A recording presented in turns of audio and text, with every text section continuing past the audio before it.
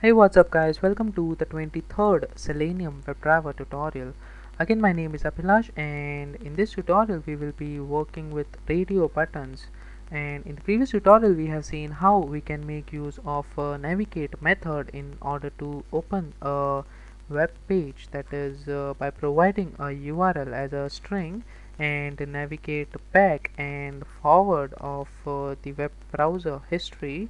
And basically we have used the sleep method, that is from the thread class. And basically the sleep method is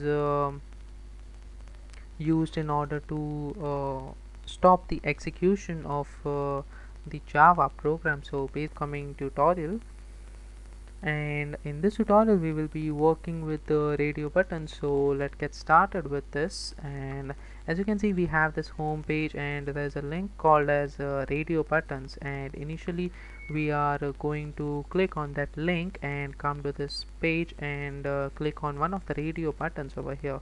So basically we are going to click on one of the radio buttons. So let's get started with the programming part. So in this case we will quickly create a new class in order to make it simple for you guys. So let's create a new class and give some good name. So let's say radio button test. So it's very important in order to give some good name which will explain the kind of class, or you can say the functionality that will be implemented in the class. So basically use the class names which are basically which gives you the details of what is exactly happening in the class. So basically in this case we are just going to use the radio button test, and let's quickly finish it. And let's copy paste from the previous implementation since I'm lazy. So let's quickly copy this part and till the get method. Alright, so let's copy this, and in this case we are going to use the get method. And as you guys know that we have to make use of the system.set property in order to provide the path of the gecko driver.exe if we are working with the Mozilla Firefox browser. And the second thing is we need to initialize the driver, that is a new Firefox driver, and we are providing the implicit wait of 10 seconds, so that the script will wait for the maximum of 10 seconds in order to find out the web page element on the web page. And this is for opening the URL that we provide as a parameter in the get method. So basically that's the way we open the URL. And the very next thing that we are going to do is we are going to locate this link and click on it. So basically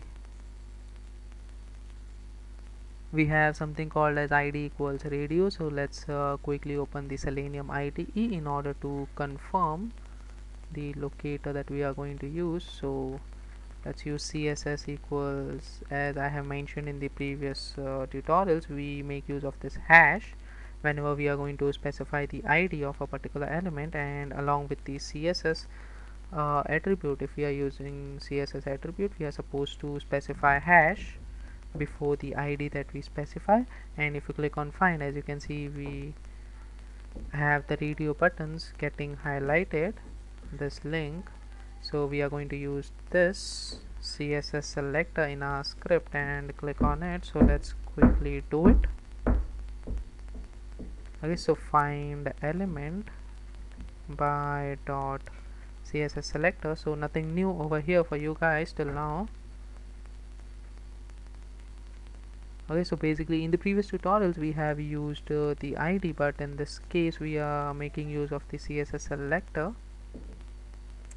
And let's just click on it, and let's close it and end it with a semicolon. So let's quickly execute this script. What it will do is it will exactly click on that radio buttons link and open the next page that we will be working with.